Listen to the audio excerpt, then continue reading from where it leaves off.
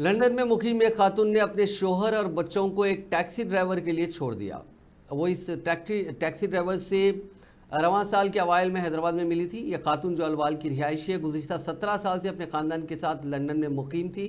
फरवरी में वो अपनी वालदा की अस्थियों के विसर्जन के लिए हैदराबाद आई थी और अपने सफरी ज़रूरियात के लिए एक टैक्सी किराए पर ली थी।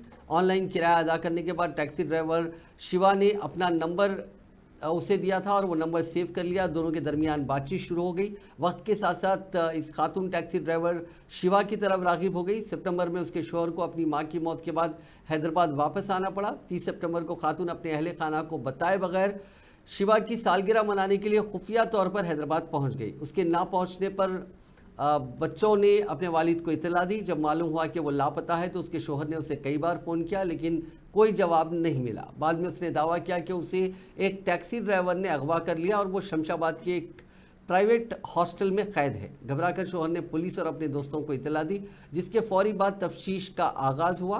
पुलिस ने मोबाइल टावर्स के ज़रिए सुराग लगाते हुए खातून को गोवा में ढूंढ निकाला, जहां वो महफूज हालत में थी। उसे वापस हैदराबाद लाया गया और फिर लंदन भेज दिया गया। इसी दौरान टैक्सी ड्राइवर शिवा के खिलाफ मुकदमा दर्ज कर लिया गया है। मज़ीद तहकीकात जारी है।